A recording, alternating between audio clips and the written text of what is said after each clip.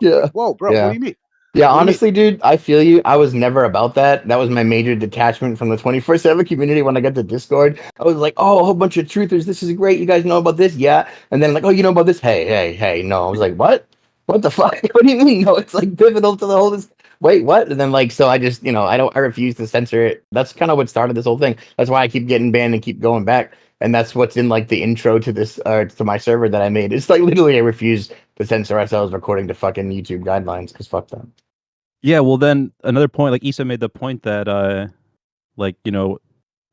Issa was making the point, and I thought I brought up, like, I think they've laxed the COVID talk on YouTube to an extent, right? No, like, really? You can't say vaccines are poison. I don't think you can say that. I think you're right. Right, but then there's ways. But they have laxed it up to an extent, so it's like to an extent, it's kind of on us to say something. Yeah, but check it out. Let's say you're a moderator of a channel like that. Let's say you're a moderator of a channel like that, though. If you're the moderator, it's kind of like I like Jimmy Dory and a couple guys do it. If I'm over here railing against COVID, you know what I mean? Then you might just want to say, "Hey, man, but everyone knows that the vaccine is safe and effective." Yeah, let's go. You know what I mean? Like, just fucking play the game right now. Everyone knows the vaccine is ultimately safe, ultimately effective. It's perfect in every which way. And even before they even made it, we knew it was perfect. Right. And what's funny is literally like by stating it just like that, they're cool with it. And yet you've dismantled their whole argument because, they don't have any wit. Listen to these ballers, man. If you try to crack a joke, they have no sense of humor. They don't get the joke. They're inept, bro. They're like bots. They don't have social cues. They don't get it. They don't understand. Dude, here's the sad reality of it. This is the most popular they've ever been in any of their lifetimes. That too. Fucking can you imagine that the people that talk to you the most, give you the most attention in life, are people you're supposed to hate and come against you, and you come against them all the time. Oh. But that's why you got to make it like, it's like I always make it enjoyable. You got to make it funny. For sure. Keep it light. Keep it light. So actually doing the opposite of that. Let's get on topic here. Yes. And you know what? And forgive me, I won't belabor the point anymore. But yeah, and forgive me for interrupting the Aether conversation. I'm looking you're all forward good, to it. Man. Yep. You're always good, Issa. No worries, man. Thanks, brother. Well, you know what's good about what you're talking about, which is saying that the flat Earth is a limited conversation, and this is kind of I guess this channel or this talk maybe even is kind of celebrating this leaving the limited conversation of flat Earth and going beyond that with the recent conflict that we kind of all had a bit of. We saw that there was somebody on one side or whoever, not to name names, but there was the whole thing with Witsit and Jaron on one side saying, look, you're just shutting down the conversation about the ether without reason, and just because you can't have a independent variable doesn't mean that that we can't explore this idea that might be key with a lot of things that they're covering up. In fact, the reason that they might be trying to push a limited conversation in flat Earth, and that's what's kind of cool about this talk that we're about to have. Yeah, no, I'm getting personal with it. Why I care about it is like Ether specifically is I don't know. I saw like flat Earth kind of as like the realizing I'm on a plane as was kind of like the light at the end of the dark truth or tunnel. I think I've said a couple times a day, but the ether was like the even brighter light. Like it was like a realization of like I had the intuition as a kid that like they're not measuring something. Like how can they know? They could never know. I knew it as a kid. Like these things they're saying and like all the stuff about the atomic model, like the smallest thing is an electron and a proton neutron. It's like this is all kind of just as a child, it's intuitive. Like they can't know this stuff. This is because even if they were able to measure something, how would they know that what's inside of that? Like it's just intuitive. And so they give you this idea of space in the absence of space, and this idea with the atomic model, where you have matter and then you have it's like everything. It's a materialist point of view, and it's hard to not have cognitive dissonance with the way you orient yourself in the world when you have a materialist point of view like that. And so then when you start getting into ether and you become confronted with the idea of basically flipping the entire paradigm on its head, where instead we're within a fluid or some kind of a medium, and there's ongoing vibrations of that medium, and I'm where I perceive from is its own vibration of the medium. Suddenly my connection to so first I'm confronted with the idea that there has to be a mover of the medium. Like there's something started the move, and that's a very, very, very different point of view, a very different connection to your world than the Einsteinian cosmos, and with relativity and having a relativistic framework. It's relativity, having a relativistic framework like that is it puts cognitive dissonance in your head, and it helps to facilitate all the the crazy things that they can get us to believe, because it basically just leads to nihilism. And once you're a nihilist, you're kind of useless. So, getting back to all of it. So, when you flip the paradigm on its head and you're confronted with the idea that there has to be a mover, not only is that the case, but then when it's all based on vibrations and the mover is moving everything around you, or or at least started the movement of everything around you, how we interact with that, and where good and bad comes into that, and ethics comes into that, is a whole different discussion. But it changes the paradigm, and it changes the whole idea of prayer, right? Like if my prayer is a vibration of a communication, and I'm or even if it's in my head, and there's vibrations going on within my own frequency, or some aberrations within my own frequency, and that translates out to the ether that I exist with, it completely changes the paradigm. It turns materialism on its head. So that's why it's important to me. Dude, so well stated. When I think about the mediums, or just the medium, we have gas, air pressure, we have water, a different form of medium. But just those two things, and as you say, the vibration that one can create with whatever method you choose to initiate that energy sequence with, it propagating in whichever way that it does, on whatever medium that it does, is what sends me for a vibration myself, so to speak. Very well stated, Ben. Please, whoever wants to go ahead, please do. Thank you. I was just going to state for the record that I think ether is there, and we shouldn't let it give us cog dis, because we can't confirm anything from here regarding what's up in the sky anyway. So we should leave the door wide open for that ether. It's good to discuss it. It's healthy. No one's saying it's definitely there 100%, because we can't say that unless we can go there. Okay, we shouldn't let it destroy ourselves from within, and then set us one against each other and start splitting hairs. And I think it's silly. Okay, it's got and to be on I don't even want to.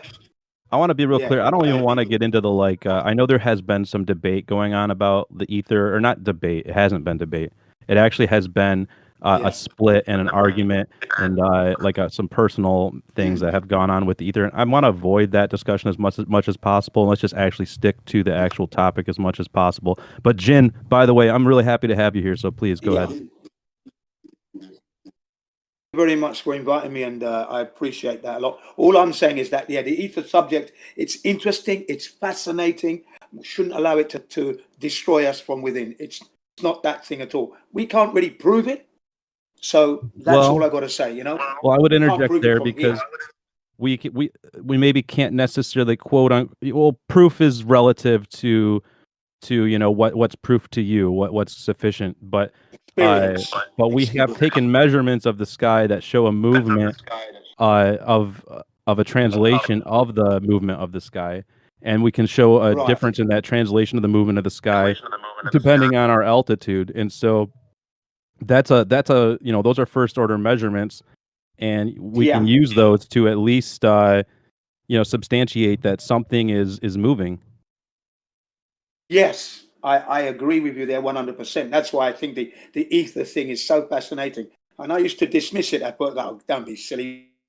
But listening to Crit Lemon Bird, and also Wisfit Gets It now.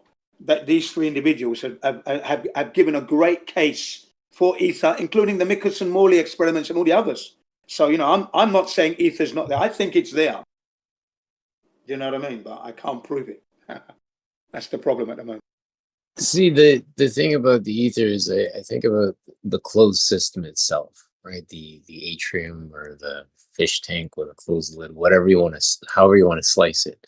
But you put that lid on, you close it up, it has a seal to it, and you've got the heavy stuff in there. You got the buildings, you got the rocks, you got the plants, whatever. But then you have all the other soft stuff that literally fills every nook and cranny of this place. And we can further realize its existence because of the sun and the moon and how they actually propagate, show themselves as they interact with this closed system.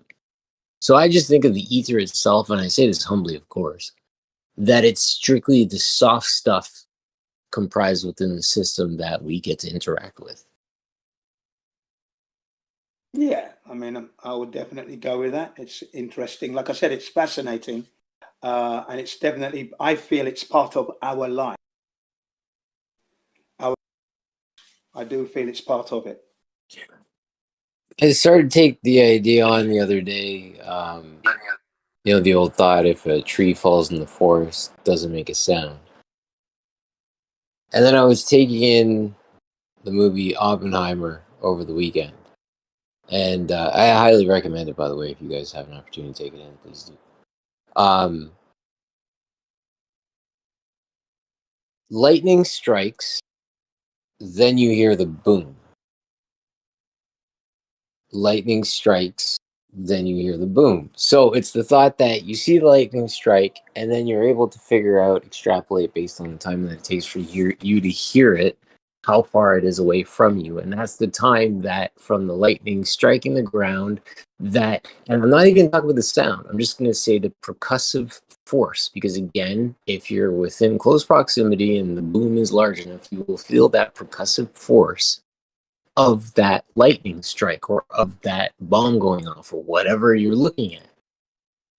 So it's an idea of, again, lightning striking, and then that percussive force, butterfly flaps its wings, replicates itself continuously until the energy dissipates or something interacts with it.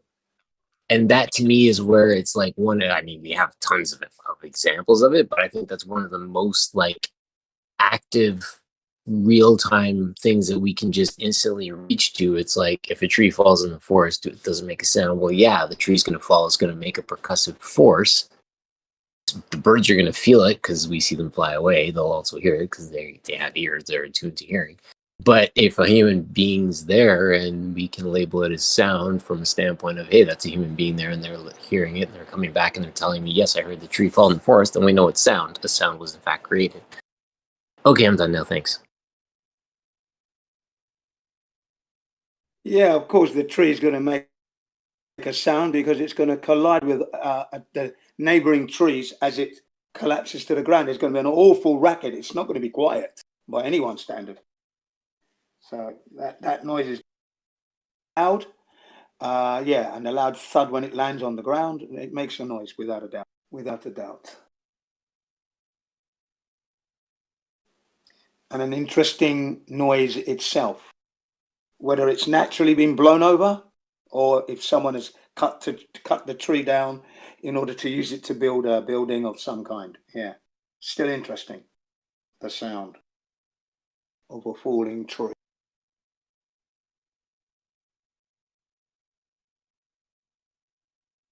Crap.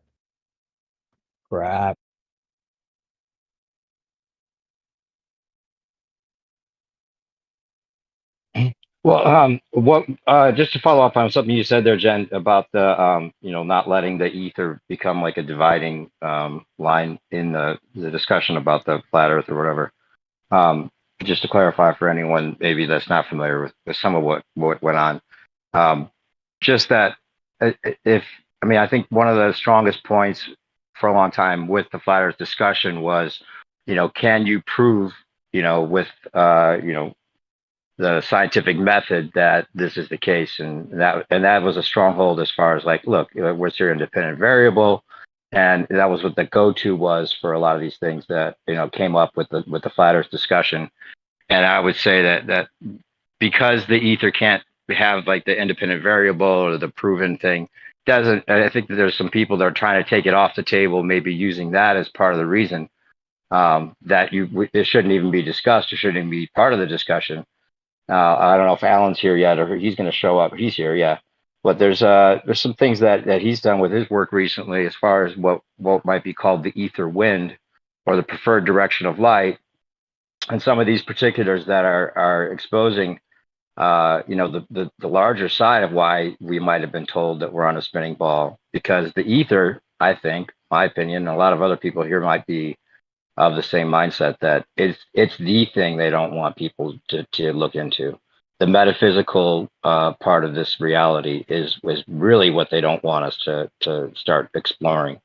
And it sucks that maybe there is a division in the flat Earth quote unquote community, whatever that is, where people are saying they're just satisfied with the limited conversation of, oh, just prove that it's a ball, and that's all we need. We don't need to do speculation station with all these other things that might or might not be. And that's where the conversation really does become limited, and it's unfortunate. And that's why it's good that we're having this talk. I'm sure that Alan's going to try to, or at least hopefully, Alan will come in and talk a little bit about his stuff with the ether wind too. And some of the things that he's found out, as well as other people that have explored this topic, which is huge, and it shouldn't even be seen as like whether it's dividing flat Earth or not. It's like the next level, and too bad if you just want to stay with a limited conversation. That's my input for now.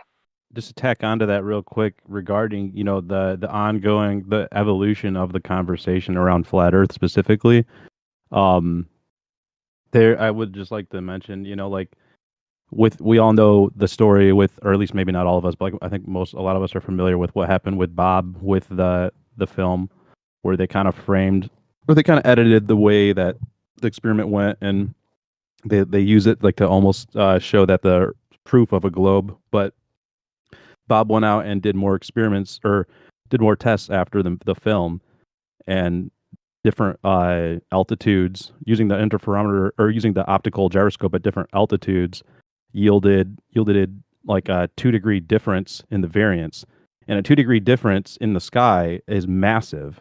I mean, that's a massive amount of difference in the speed, which implies that it's not, it's the actual sky itself that's moving. It's not, if we were on a globe, those measurements would be linear. You'd have the same amount of movement no matter what altitude you were at, because of the way that the distance would work out, or the way that that math would work out. So this is like relevant to the ongoing discussion as well. Like Bob himself was saying that he was talking about the ether. That's what he was saying, explained all this. So whether he's right or not, that's where the science has led us. So we should talk about it. We should discuss it. We should, see where it goes next.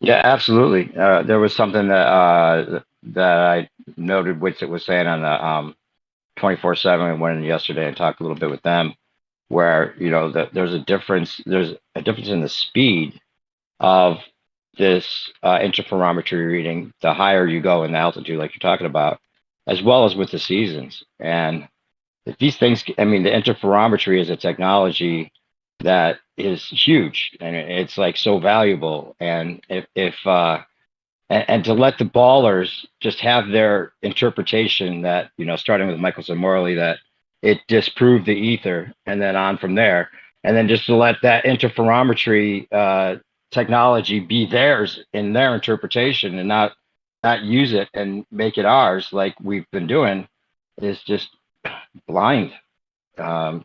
It's a blind way to go about it, or it's unfortunate if that's the direction that you just allow it to go, in my opinion.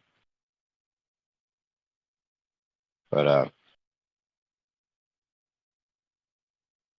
I don't know, Alan, Shane, they've both been doing a lot of work on interferometry stuff. I don't know if you want to get into that at all yet, but yeah, it was kind of a cool talk over at Geos when we're taking back some of these technologies. The interferometry. What is it? All your interferometry belong to us.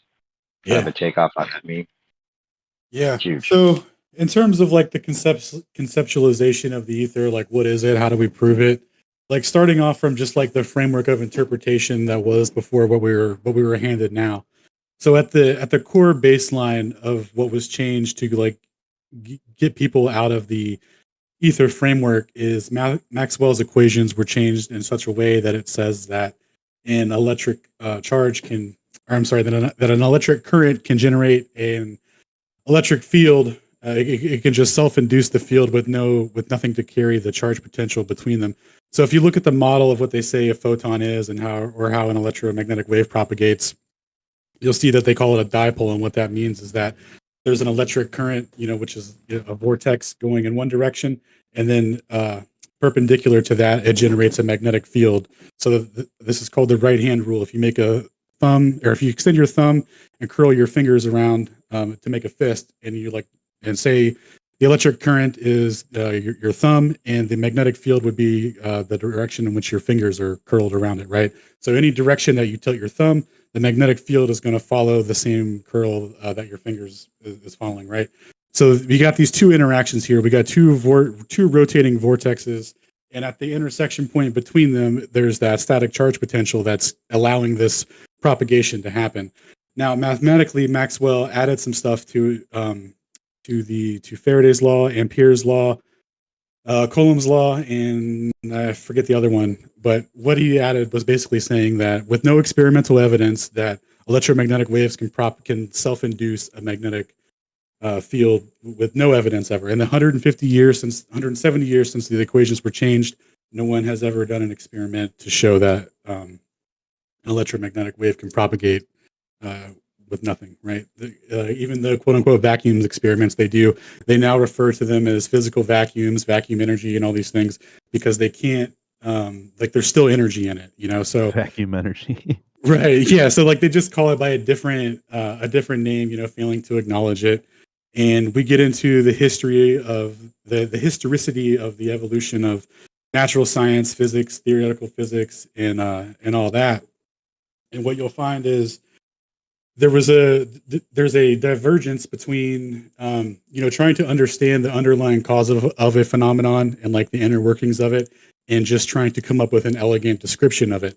And the phenomenology has taken over, and that's facilitated by abstract mathematics, right? So what we're dealing with today is all this crazy math that nobody can understand, that that a few select people can understand.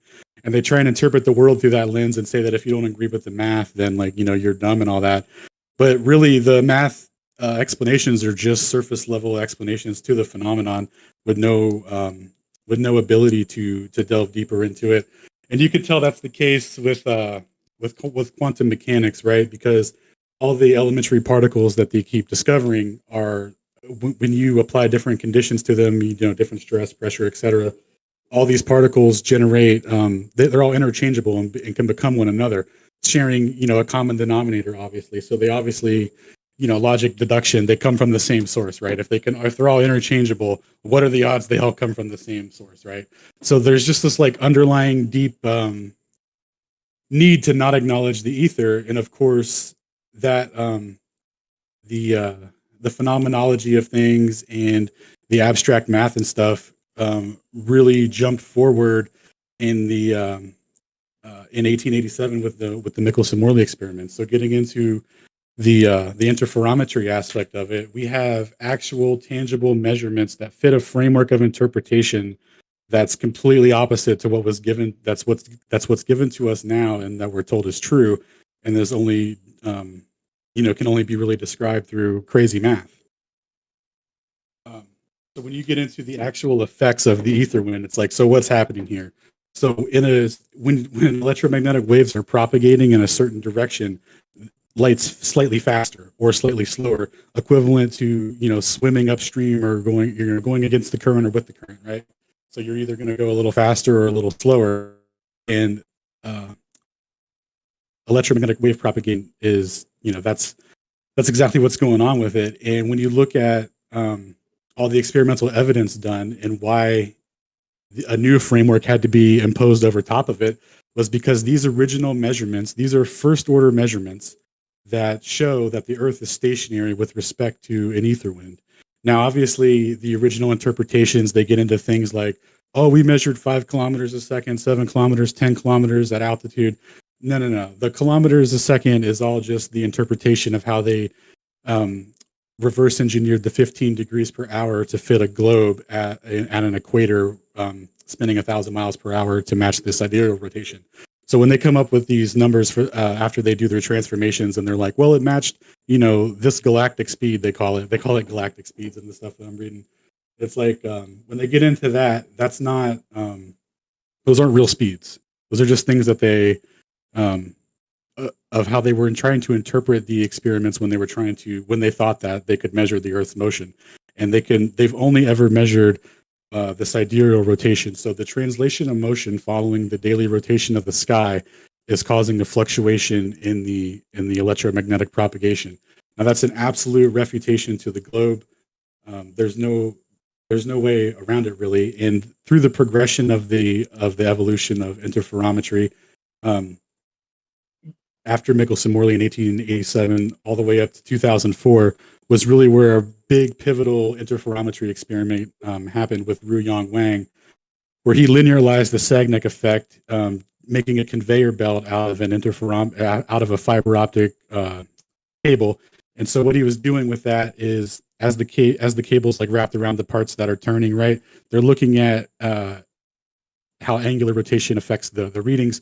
And what they found is that also the linear segments contributed to the total fringe displacement, meaning that the interferometry can measure linear motion. So how they got around Michelson-Morley not providing the measurement to prove heliocentrism, they said that interferometers can't measure linear motion. And Wang in 2004 proved the exact opposite to an insane degree. And at the end there's a further review of Wang's paper where that guy, Robert Bennett, here's a screenshot of the whole list and summary. So this guy, Robert Bennett, does an analysis of Wang's paper and realizes that the lab rest frame, which Wang was simulating, canceling out the supposed Earth rotation, right? And the ether wind effect still persisted, showing that it's independent of the type of motion, and it's directionally dependent. So again, there's no answer to this from heliocentrism or relativity theory. The violations here are profound. The delay in the speed of light is proportional to the velocity of the observer, and so they really don't even have a framework to interpret this, right? So you know how they can say, oh, well, what about this reference frame? What about this reference frame? No. All your reference frames are gone now. You can't Lorentz transform into any other reference frames. This is the reference frame you got. You're stuck here on Earth with the rest of us. That was my, when I first started digging into a lot of this stuff, that was what it really started to seem like to me, was looking at it from a computer science point of view, because I just work in that field a lot. So it seemed to me a lot like with bad code, you have instead of rewriting your code when something's going wrong, you build a new framework on top of it, and then you have the bad code underneath it, but then you have this new framework that allows you to do the things that you want to do, but you're going to run into random issues here and there, and then you can run into a random issue, and then you can build a new abstraction, a new program that still goes back to that bad code, and you end up with these abstractions of the same, and it'll work until it doesn't. And then once it doesn't, if you can't go back and rewrite what you're understanding, you're just going to keep writing more and more complex transforms and changes to introduce more dimensions, and you'll have to just keep adding more random geometry or whatever to your equations to make it all work. Yeah, and that's exactly the fractal of what happened. So Einstein's theories, are built on what are called postulates, and quantum mechanics is built on the same thing too. So these postulates are just, the equivalent of an ingenious conjecture. It doesn't have to be proven or scientifically anything, just these are my postulates, this is my framework, here's my math, and blah, blah, blah, right? So the when they just make postulates, well, they can just add new postulates, right? So Einstein has relativity has two official postulates, where it's all inertial reference frames are equally valid, and that the speed of light is the same in all inertial reference frames, meaning that there's no ether, because if there was going to be a change in the speed of light, it would be facilitated by that medium. So the implication there is that there's no ether, and that all reference frames are equally valid, meaning that during the mathematics, when they do these transformations, the laws of physics that they're transforming, when they go to a new coordinate system under transformation, the information regarding the laws of physics will remain invariant under transformation, and that's called Lorentz covariance or Lorentz symmetry.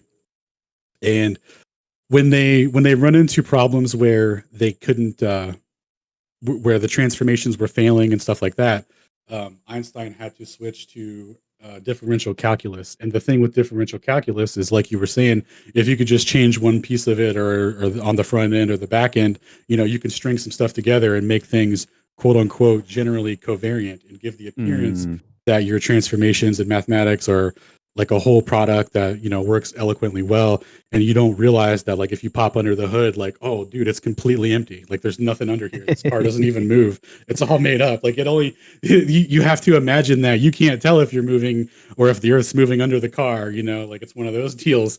And then but like obviously there's no engine, so it's clearly the car isn't moving, but you just have to mathematically conceptualize that and agree to it.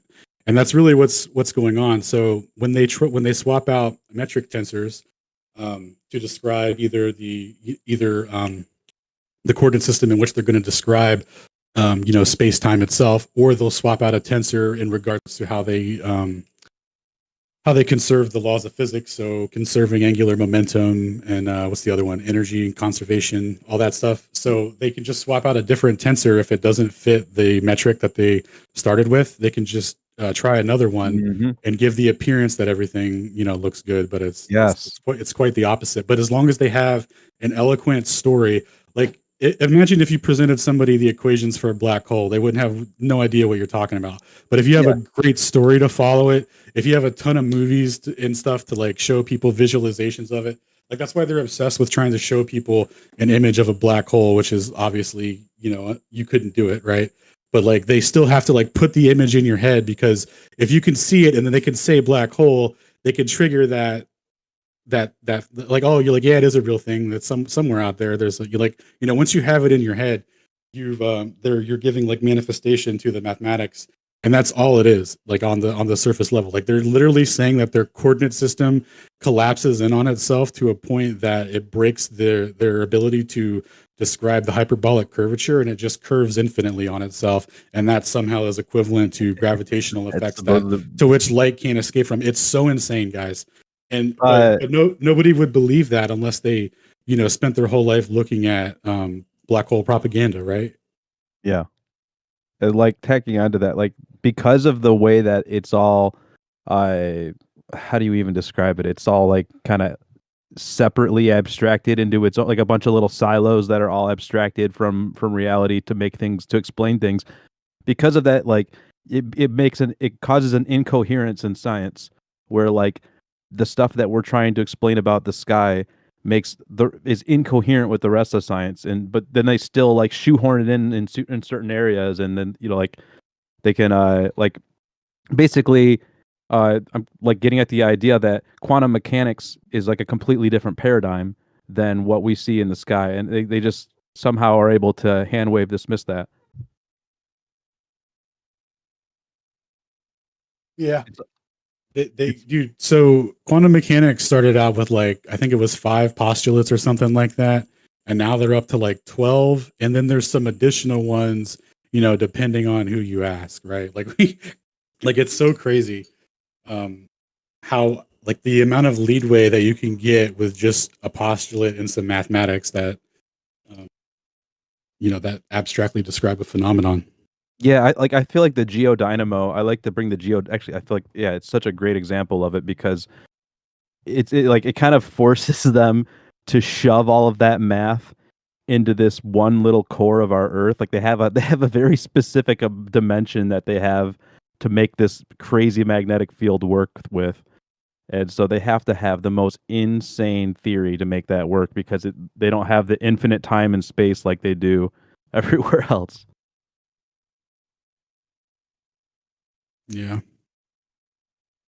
But like, man, you end up with just with this like noodly logic where they just have to have the convection currents and like things that they have to. It's just you go into pure theory, and when you go into pure theory, it's just like, yeah, you can prove anything with enough math,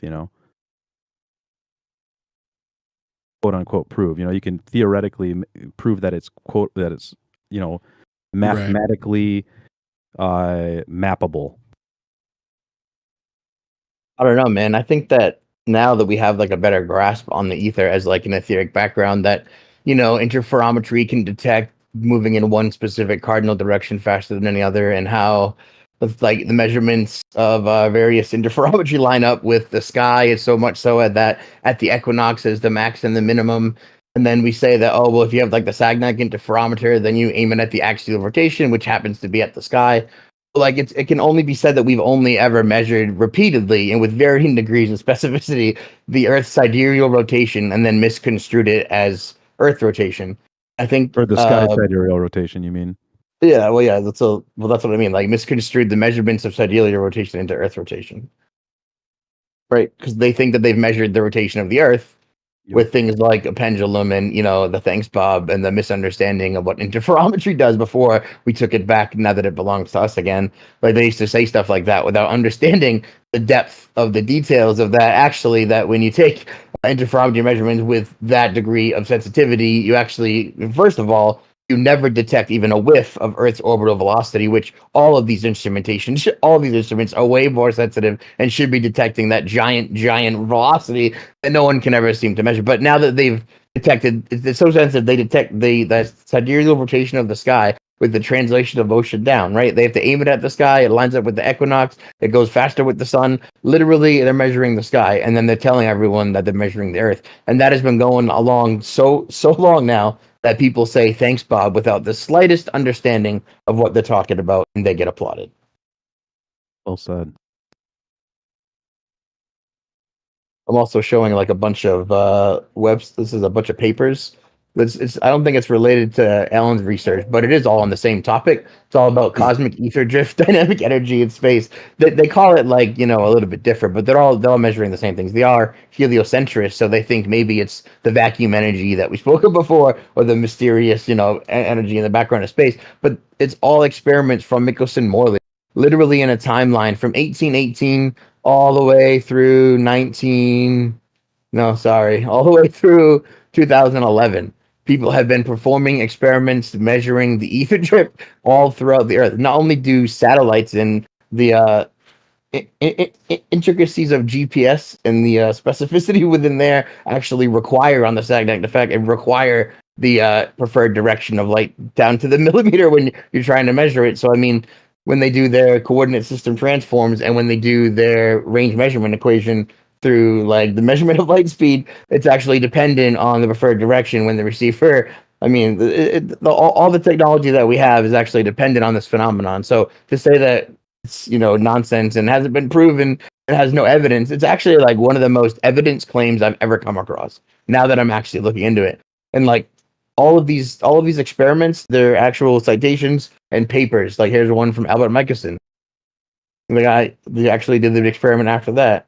All the actual documents have reached the same conclusions, and all the experiments have found the same results. If you read the interesting part here, it says here's a list of all the experiments, and they've all had positive results. So when they say that they keep measuring it to varying degrees of specificity to 0, but they're really just like attaching the arms to make different lengths and putting it in fucking basements, that what's really happening is this is like one of the most measurable, detectable, scientifically grounded and valid postulates that we could possibly have as flat earthers. So we should probably wrap our heads around that. Yeah, it's definitely, it's such a high level of ammo. Like the globulists haven't even had a solid like refutation to it or answer to it. It's just been a lot of flailing and like watching us infight over it because like we can't, it's lethal, man. This is what they've been hiding. they consistently measure it with first order measurements, no corrections, no transformations, none of that. And it follows the sidereal rotation of the sky to the day on the equinox, where the measurements reach their minimum and maximum dimensions. Yeah, so just to try and like explain that the best I can and like the most like simple way I can is like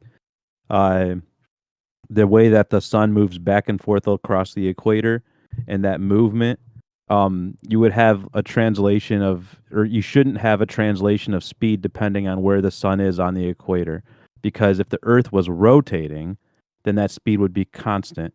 But what is actually measured is that as the sun moves back and forth across the equator, the movement translation from the sky, the speed at which the sky is moving, is translated to the instrument. And there's actually a relationship between the measurement and where the sun is in the sky, which implies that it necessarily has to be the sky moving, not the Earth. Does that seem correct? Yeah, with the degree of accuracy and amount of data put forward by Dayton Miller, Yuri Gulov, who are the other people? Pruner DeFore, Ruyong Wang, Hector Munera, somebody else, I forget who. Oh, Dayton, I think I said Dayton Miller. Nicholson with Gail Pearson. So Nicholson Gear, all these experiments, Sagnac, they're all the same thing. Because they'll try and confuse you too and be like, well, this one's rotating and this one's got 4 meters, this one has 3. Don't care. They're all the same, boys. A linear, straight fiber optic cable wrapped around a conveyor belt it's all the same, guys. The motion, the velocity is proportional to the delay in the speed of light. It's proportional to the fringe shift patterns produced. That's all that matters at the end of the day. Because people might try and confuse you or act like once this is a different experiment, this one's rotating. No. Ruyong Wang took care of all that. And also, just like, and furthermore, like just like maybe Wang was wrong, right? Maybe the interferometer experiment, maybe he messed it up. Maybe he's like retarded, right? So, funny story: GPS actually functions the exact same way. The delay in which the signal is sent to the receiver, or in which the receiver. Oh man, I'm saying it all wrong. The delay in which the observer gets the signal is proportional to his velocity, directly proportional. So if he's moving, 60 miles an hour down the freeway or whatever, the delay in GPS that he gets from the electromagnetic propagation, it's going to be proportional to his movement. So on all fronts, it's GG, Technology is ether, all electromagnetic propagation technology is ether technology. All of it. You know how they say, oh, there's all these radio waves, and all this or whatever they say now. Guess what, dog? Every single one of them is only made possible by carrying that charge potential from the ether. So, yeah, or well, there's a little bit of radiation in there, but that doesn't count as something. What do our other buddies here who haven't been listening to us talk for a while? What do you guys think of the ether? Like Riggs is not here. Yeah, if anyone has questions or whatever, otherwise I can dive into some other aspects of it. Andrew? Yeah, I was just going to say my kids are being super loud, so I only got one thought. It's not even like a real question, but would you die quicker if all oxygen was gone instantly and all ether was gone? And who knows what would happen if there was no ether? Do you think it's life-giving? Yeah. Your mic kind of... I didn't hear what you said. Yeah, sorry, my stuff's bad. I was just saying, what's more life-giving, oxygen or ether? Well, I don't think there could be oxygen without ether. I think it makes up everything. If ether was just gone, I think all life would just be gone as well. Yeah, I agree. What's the medium in which all the vibrations that create our existence and all our perceptions come from those vibrations? Yeah. So, well, which means that when you have that movement, you have to necessarily have it's more coherent with a mover. You have to have a mover. It makes more sense in my mind, at least, than a cosmos does, an Einsteinian cosmos, where everything is stretching outward infinitely. When you have a medium that's then being moved, I don't know. I think existence becomes a little bit more coherent. I think I've heard it put from Witsit, right, that all the fundamental forces, like electrostatics, comes forth from the ether under stress or under torsion. And then you talk about what's the source of it. Well, then what's putting the ether under stress could be, like, I don't know, God's etheric energy. It has to be a creator of some sort. What's doing that? What's pressing down on the ether to give it torsion, to produce the forces of electrostatics and electromagnetism that give fundamental life to everyone here on Earth? Like, yeah, it sounds like something God would do, right? No. See, if God was going to create a universe, this is what he would do. He would do an infinite explosion from no particular point that could be traced back by mankind.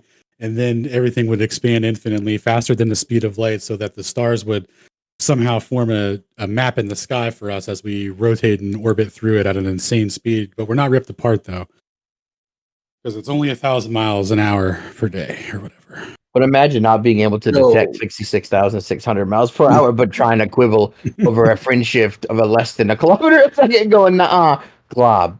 Sorry, Gillian, go ahead, man. So let's take an idea of a tire. We're going to fill that tire up with air, and some condensation, vapor, perhaps, whatever you want to call it, makes it inside of that tire. Now, we're going to get real small. We're going to go inside that tire too. And we observe that there's a pressure of, say, it's a passenger car, 35 psi, 32 psi, whatever. We also observe the water that has made its way inside of that tire. My proposal, my idea to you guys that I hope you're catching, because the question that Boston just said, like oxygen versus ether, I'm saying everything within that closed system, the water, the air, everything is in fact the ether itself. The water is just a further division of the ether. The gas is another division of the ether, but all of it in its totalitism, is that a word? I don't even know. But all of it in its total is in fact the ether. What do you guys think?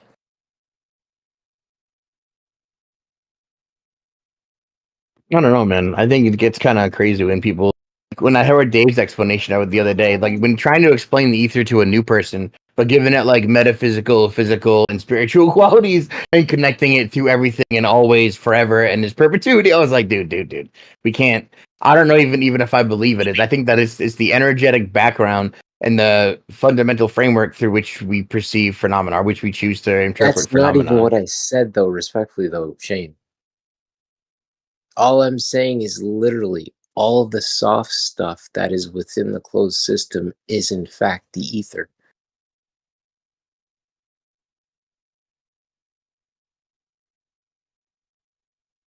It's all good. And it's appreciate you guys as always. No, I agree. And it's at different perturbance frequencies, and that's what the makeup of everything is. Yeah, I think it's different pressures, different vibrations, different densities. Well, it has to do a lot with, like, when you see a light, do you think that it's getting barraged with little ball-like photons at such a level that have little balls of electrons in them that actually interact and bounce off each other, and that's what creates the light? Or do you think that the light is already there and the perturbation from which is traveling in the medium actually takes a while to reach your eye, and the rate of that induction is actually the rate at which we quantify the rate of illumination, which gives us the useful metric of light speed? So it's like two different options to interpret the same phenomenon, is how I see it. So, like, if I'm standing at, let's say, the beach, I wave my hands around, I can feel the air, I breathe, I'm breathing the air. The sun shows up, light propagates over the ether. Is the sun not just providing a spark to something that is already there? Isn't that what's happening? This is why I say the ether fills every single void, nook, and cranny of this place. If it doesn't have a solid structure in it, human being perhaps, right? Something that is not solid. Actually, no, human beings contain the ether because we're comprised of water and air as well. So I withdraw that.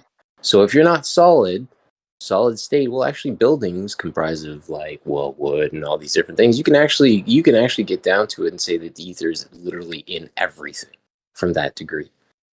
Right? But just the idea of light is able to propagate anytime the sun or the moon is present, if it's open space. And water, if you pour it, it's going to fill every single cavity that it possibly can. This is why I say the ether is ever present. Sure. It's ever present, yeah. I don't think we could, like you said before, we couldn't exist without it. But like, it's hard to quantify. And the word, like, to take a leaf out of Democ's book, like, show me ether in a lab, give me a bucket of ether.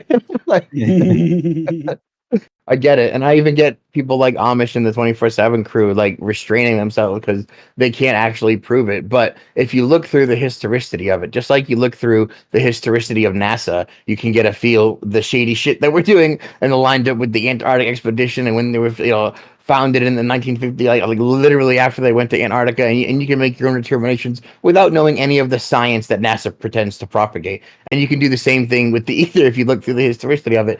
You don't actually have to look through the experiment. Just look at the sheer list of experiments and all the concurrent findings, and then how the mainstream media says actually Michelson Morley proved there was no ether. And then you come to your own conclusion. Like, imagine Wikipedia still says to this day that the purpose of Michelson Morley was to disprove the luminiferous ether. That gets me going. Every time I look, I'm like, oh my god. Dude, every time I look in Earth Awakenings and I see like in the text chat somebody says something like, the ether was disproven by Michelson Morley, wasn't it? Like they have like a this is like, yeah, bud. Sure was, I mean, if you go to that paradigm, like if that's your mindset about it, then that you are of the mindset of it has to be rotating, because that's the paradigm that allows you to say they were only testing the existence of the ether. You're basically just admitting that you're starting from a premise of step one, no, which is just a cult. And that's the worst part. It's like they say something, and this is just more of an observation on the whole thing, but they say something and like everything just falls like dominoes into place because it becomes a if this then that. And they don't even realize it half the time when it becomes an if this then that situation, what they're talking about.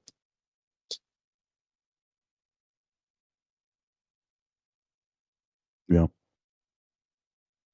Well, my question, or basically what I'm just pondering, is the interplay between the ether and electrostatics, because I've heard Whitsitt talk a lot about electrostatic cause matter to hold together and bind, and you get different densities. If you're looking at iron or steel or wood, electrostatics play a part in the holding together of these things and the downward flow from the Gaussian surface above down to the ground. And then the ether. So what I'm getting at is the ether is light and vibration, and also probably energy and electricity and electrostatics. So like what are the properties? What do you think the properties and how do they interact? Electrostatics and ether. Anybody? I mean, go ahead. I think electrostatics is like a product of ether under torsion, like we were saying before. And whatever's put in the ether under torsion could be, could be named God. I think whatever the creation force is, because putting the ether under torsion is what gives us, I think, the fundamental forces, including electrostatics. So I think, because like electrostatics holds everything together. Even in the heliocentric mainstream world, you have like electrons and electron levels, and when you're moving up the periodic table, you're just dropping or adding electrons, right? So it's literally just layers of a fundamental force and layers of electromagnetic pressure mediation that determines different fundamental like substances, right? So the whole thing, if God is like the creation force, then the whole thing is being held together and in fact separated, right? So the gradient being separated to give us the things that we know is what's the relation? That's the relationship between ether and electrostatics, to me. What do you guys think? I had a thought there and then I lost it. I think it's again in every damn thing, literally. Oh, I liked what you said about layers. I think that's a good way to conceptualize it. Is like it's a layer below our existence to an extent. Like like not to say that it's not real or something, because that almost makes it sound like it's like that's almost too metaphysical to the point where you're like saying like, oh, you don't have to be able to conceptualize of it. But like what I'm trying to say is that it's like like we can't measure it because we're in it. Like if it was like a flow, like a flow of all of everything, and then we have the frequency vibration of that flow, then that stands out to us in our perception of it within like a consistent point in that frequency, I guess, or a consistent point in that flow. And so that's like what all matter would be, and all vibrations would be relevant to that flow, and that's why it's hard to measure that flow. Yeah, man. Like how Einstein like dumbed out and said actually you can never detect motion of Earth from Earth. It's kind of like that, like with the ether. Like what he said was stupid and nonsense because we're not moving. But how would you detect the ether from within the ether? Is like I think the correlative. Yeah, statement. But what if the ether was doing work? What if the ether was demonstrating itself in air pressure, as in we say commercialized 14.7 psi, 1 bar at water at sea level, and then as we engage with the air itself or the water itself, we go down 32.8 feet, and the air pressure or the pressure, of the water increases by 1 bar, 14.7 psi. And then we go higher in altitude, as Boston was saying earlier, electrostatics, like we get a charge we go higher in the gradient, right? What if all these things were literally measurements of the ether doing work? I mean, they could be, but then it's like you get back to the same problem of like, how do you prove that's if you can explain it without it, then it's hard to, draw any kind of causal relationship. How do you attribute all electromagnetic interference and all electrostatics to ether, though? I mean, it is, but I don't know how to prove that. I just keep coming back to the idea that it's like ever present. It's like the grandfather, or there we go. It's like the octopus with 8 different arms, right? All those different arms doing different things, but the octopus is still there, the head of the octopus, if you will. So from a standpoint, there is the simple answer of like, what about a vacuum with electrical charge or light propagating through it? It's like there has to be a medium there. Exactly. So it's how does something travel across nothing if there's no wave to there's no possible explanation other than incoherent particle wave duality. Just one of the funniest things in the world, and why you're a flat earther. I love it. Yep. Actually, it's constantly two opposite things at once, right? Yeah, and it only changes when you look at it and try and measure it. It knows. It puts on its disguise. It knows when you're thinking about it, and it knows who's naughty and who's nice. So if you think about it in a naughty way, it will go left and change its path, and actually thus its state. No, dude, it's all just like, it's an orbit, it's a circular orbit, but it's also a little bit elliptical, but then it's perceived as completely linear, and you can't tell that it's elliptical, and good grief. We lost Cyrus. It's funny how they hid the ether from us, and I'm just like, how did they hide it? But then I think they freaking hid the true Earth. I mean, they made everyone believe in a globe, and it was a massive deception. And we're in this new age where people are waking up left and right, like by the thousands a day. I feel like they're getting exposed to it to begin the thinking process of coming out from under the deception. Many won't, but I mean, I saw a video just last week of a dude who took a drone up 100 meters and had thin copper wire hanging from the drone, and he said, "You cannot touch this.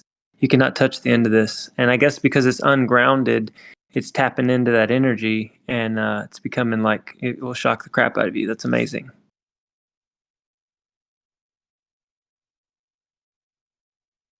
Yeah. Have you ever seen the Coronamotor stuff, JT?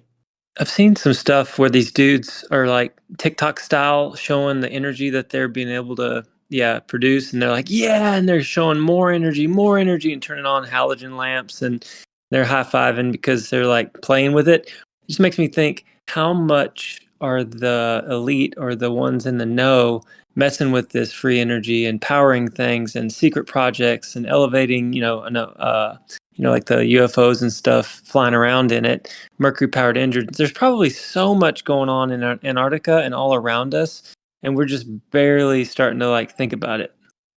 Yeah, we're just like coming out of a fog, man, Yep.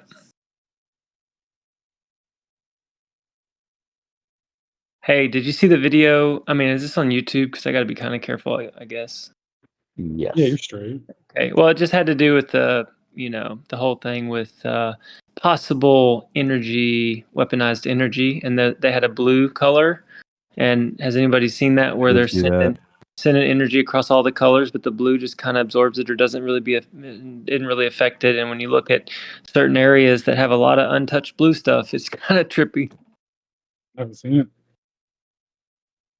You show it now, Shane? Show it in Telegram. No, I was gonna show something else. Yeah, do whatever. I just dropped the X link with it. Oh, an X link? Wait, what? I can hear you on Twitter, but are you sending the thing I'm asking for or not, Toby? You're being very frustrating. I sent what JT was just talking about. Oh, I was like, dude, I've been picking you in the chat forever and you haven't given me whatever. It's fine. I need to save the markdown links for You've been pinging me in the chat? Yeah, man. I need to save the Aether Cosmology markdown so I can put it on the notes for the live that I have going so people can find us. Is that it? Really? You made a redirect for it? Ethercosmology.com will get you there? Yeah. That's so dope. Respect, all right. Respect, Toby. Very nice. Nice. So, I think I wanted to show a quick video. I don't know if you guys want to watch this. It's 10 minutes and it's from Spacebusters. Oh, good. Absolutely. It's kind of the first time I ever heard anything about etheric or etheric energy, and it's almost got nothing to do with the ether on the level that we were just discussing it. But I think it's interesting in this relationship to etheric energy or atmospheric energy, as I think we were calling it. And like I think that's what old world Tartaria was using with the old school buildings and the big antennas and all the bells and the luminescence. I think that's what they were getting it from. They were just pulling it down from the sky and disseminating it. And perhaps even storing it in star forts to be all crazy with you. I mean, Let's see. You could definitely store some stuff in a star fort. I meant like water energy, because dude, they're all like in the patternization of a specific frequency, like the way that they're built. Yeah, I was gonna say, have you ever seen those? There's that guy on YouTube. His name's Paul Cook. He does a bunch of old world videos and stuff, and he goes to like these ancient rundown churches and abbeys and stuff in England and whatnot. And what he found in like the history of them is that these places, they have like these deep reservoirs built into them that are like laid with what's that red brick? Yeah, it's called literally red brick, but it's like it's got iron in it or whatever, so it can, forget what he was saying with it, but basically like they were electrically charging water or something like that and then holding it right in these rooms with the bricks, and then you would go there to get water, but it would be like pure healing water, and it would like make you healthy and stuff. Like that's like the history that he kind of uncovered through it or whatever. But like that was the functionality of these places and like these red bricks, and like all this stuff had a purpose. It wasn't just like somebody wasn't like, oh, it'd be cool if we make a giant tower structure and add all this Antiquitech on top of it for no reason. Yeah, it was all for a purpose, and it was like grandiose on a scale which we can't even comprehend. Like the amount of elegance and beauty they put into something that actually was pure form and function was amazing. Yeah, I like to bring up just it also coincides with a geocentric world and a heliocentric world. Like even if you were to not accept that there's something else to it, like just the archaeology itself is like so different. It's like, oh, that's what happens when everyone becomes a nihilist. Like there's no reason to make anything beautiful, right? And that's what they want, is everyone to be a nihilist. That's why they want to make you believe you're in a world with a billion worlds just like it, and just a speck of a dust that arose from a cosmic unicorn fart that was actually a cosmic accident, and you actually came about when a retarded fish banged a monkey and flopped off the sea and just happened to like evolve into you, and literally you mean nothing and have nothing and there is nothing, so don't worry, just have fun. Do what thou wilt and praise Satan. Yeah, Owen Benjamin calling it the perfect mind fuck. It's so true. Yeah. So I don't know if you guys have watched it or not, but Iwarnan, you know that guy, right? His new his new YouTube page. He has like uh this like a set of videos on um, basically the water under these abbeys and stuff like that, and he connects it back to Antarctica and what they're doing with the neutrino detector. Yeah, I saw that one. Yeah, you saw that? Yeah, I watched that whole thing because you made me. Oh, I did? Okay. You were like, you should watch it. I was like, it's about aliens. You were like, you should watch it. I was like, fine. And then I was like, oh, look at this guy in Antarctica. This time to coming forward is saying that they actually have a giant harp structure, more energy than they know what to do with, and they're actually not receiving as intended, but projecting. And now it's a mobile station for like, earthquakes or whatever the fuck they were doing with it. Yeah, no, this is something completely different that also connects. That's what I'm talking. Like, no, like we were talking about that. The guy was talking about it in that video, but Warren Nons has this new like he has a series and in his like the last episode of the series, I'll link it. I'll put it in the chat. He's actually talking about the neutrino detectors in Antarctica that link to the underwater systems in these abbeys and cathedrals and all this stuff that he believes that it seems like he's trying to say that these healing waters actually come from like the cosmos and they were able to like harness this energy and they know how to do it and that it flowed under these cathedrals. They were able to just how like he was saying that with the red brick and stuff like that, like they were able to keep it and pull it in the underneath these churches and use it for healing waters. Like it's crazy. Like you guys are talking about this and I'm just like, oh shit, I just watched this. Nice. That actually is a great segue to this. I think he calls it Aether, the fifth element. I don't know if you guys have ever seen it, but we can watch and talk over it if you want. If everyone wants to tune in real quick, if you're not. Well, that's what I wanted to tell you because I was like, it sounds like exactly where you're going with this. So cool. I'm gonna post it anyway. But yeah. Oh yeah, hell yeah. This is only like I think 8 minutes, but it's about energy and etheric. It's like literally who brought up the engine that pulls etheric energy? What's that called? The fucking cosmic motor or something? Corona motor. Corona motor. That's what it is.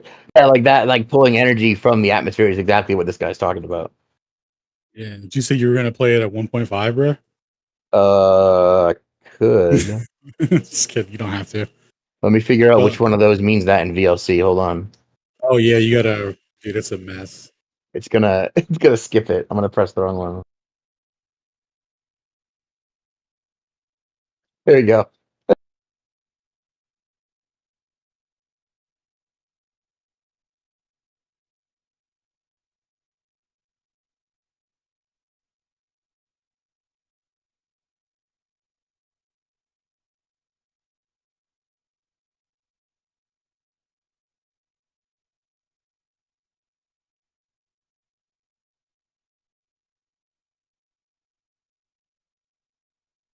Mm-hmm.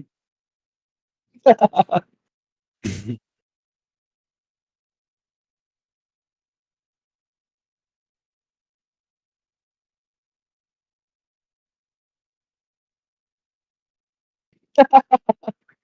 love this guy. Beautiful.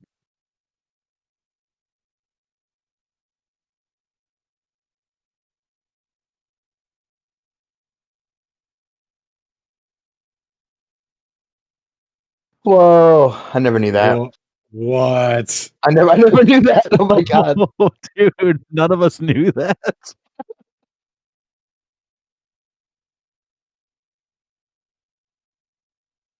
What?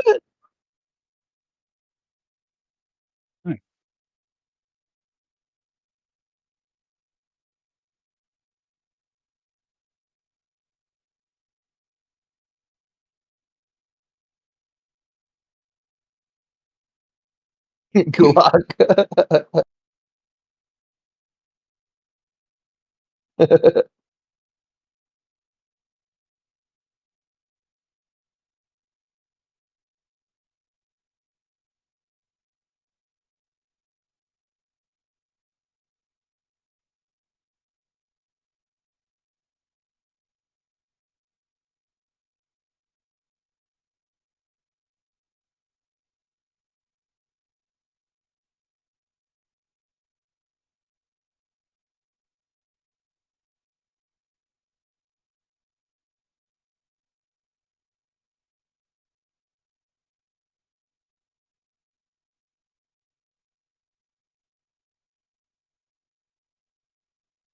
Was that Larry?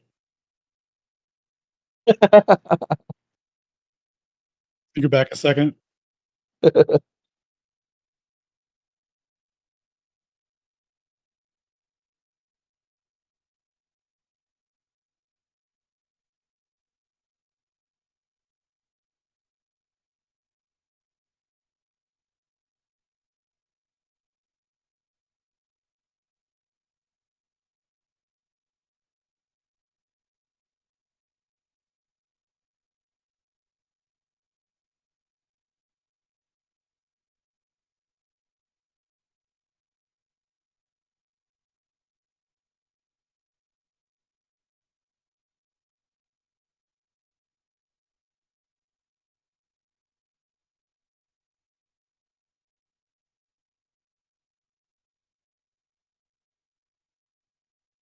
BGP protocol, baby. Wizardry.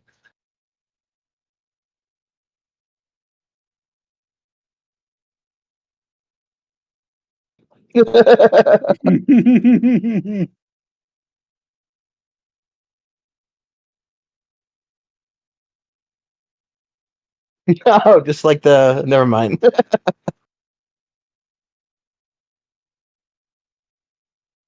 Wait. Keep pause it for a second. Pause it for a second. Dude. Holy shit. It's a good one, huh? That what he just said right there was like a light bulb moment for me because yeah, that's like a known thing with fiber optics. You need boosters. And all it does is just repeats the exact light signal that it receives because light can't travel forever. No way. You're saying that because of attenuation, it can't just extend out into nothingness in perpetuity and then actually propagate itself from nothing in perpetuity as well. Exactly. Holy shit. That's crazy. Yeah, continue. Sorry.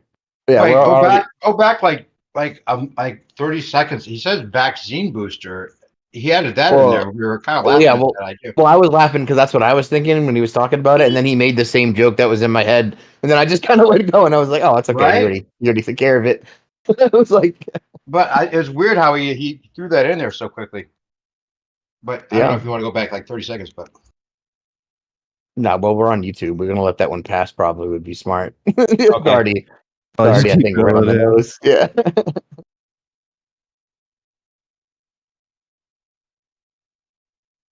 We don't want to get taken down the first day. I mean, it's kind of an honor too.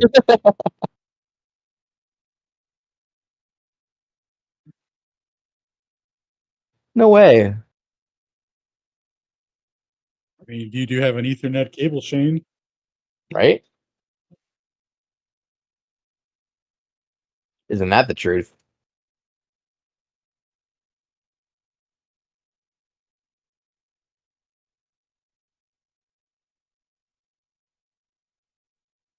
Yeah, I'm downloading all those books later, by the way. In case anyone was wondering, they'll be on Telegram later.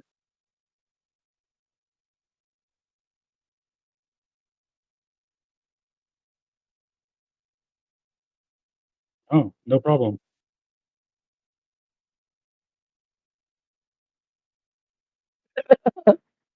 This paints Einstein in the correct light, I think.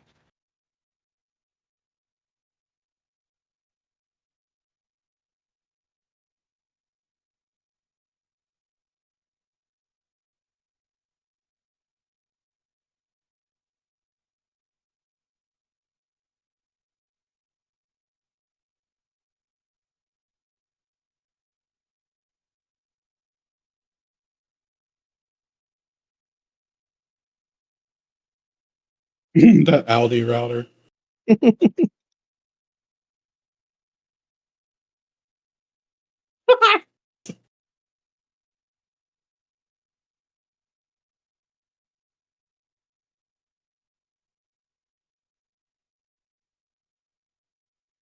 I mean, I'll just say I've like racked and unracked ISP servers.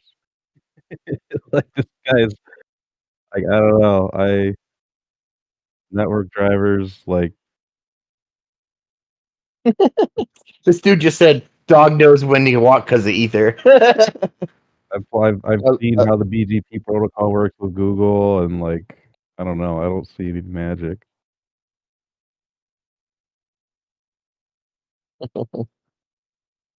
But Nixon can talk to the moon. Yeah, we know that.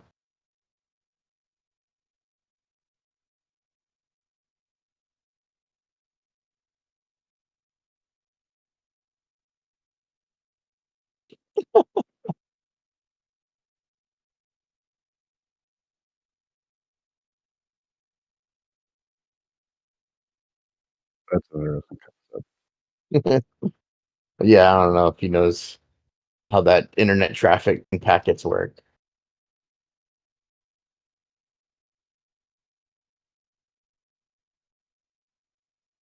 I love the stills that he chooses. Well, I do like this guy's video editing. I will say that.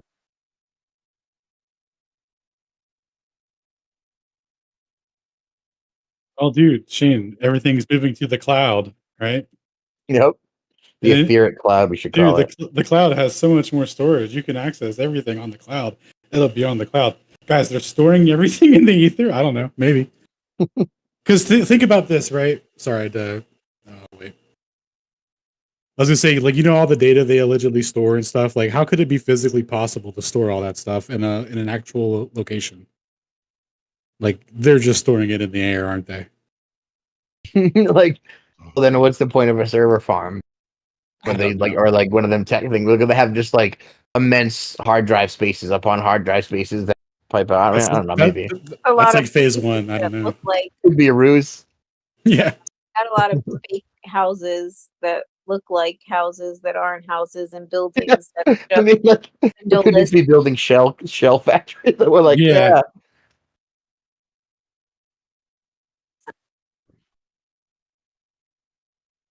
We got like a minute.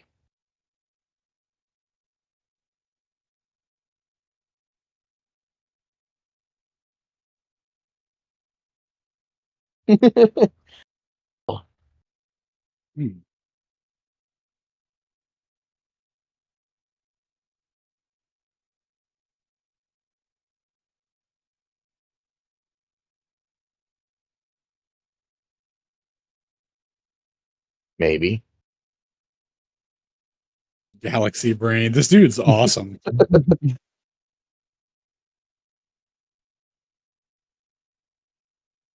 Boom. There it is.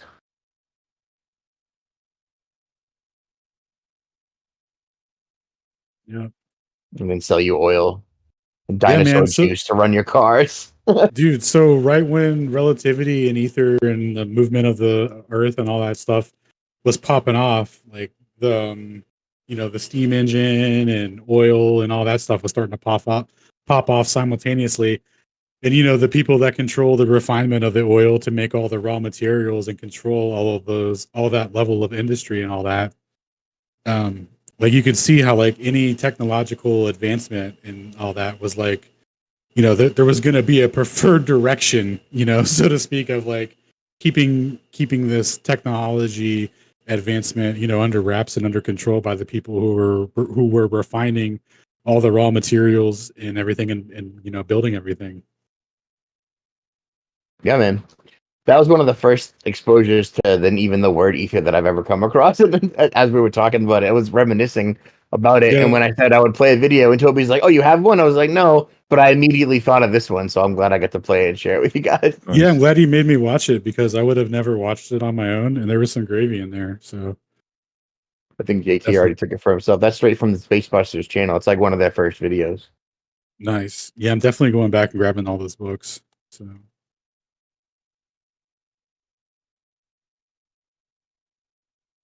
Cool. Does anyone else want to keep talking about the ether, or should we wrap up the stream? We're only like an hour and 20 minutes, but we've had a lot of good gravy talk so far. Yeah, no, I got not much else to say. I mean, I can like yeah, we can wrap it up here. I'll just go ahead and like stop my stream, and then I'm gonna restart another one and just go back to 24/7. Oh, nice. You made a special like event stream. I figured you would just gotta let it roll into your big 12-hour thing. I mean, I did, but I did just to make it easier to archive it, really. Right. Hey, I don't know if you want to end this the way that I came in before when you guys were talking about the ether. I could read a little bit of the Brenner. Yeah. The Brenner comments about this might be. I was looking for it, but I couldn't find it. I knew I should just like think perfect. at you, and then you'd be able to do it instead. Yeah, I'll read a couple of the parts I read before. He says, no technology operates on the basis of the negation of ether. The entire field of electrical engineering is nothing but the engineering of ether polarization. That people are unaware of that is just because schools are manipulated into teaching an etherless world. Oliver Heaviside and Carl Proteus Steinmetz should be household names, but they aren't. Why? They are, after all, the fathers of electrical engineering, and thus the fathers of our electrical civilization.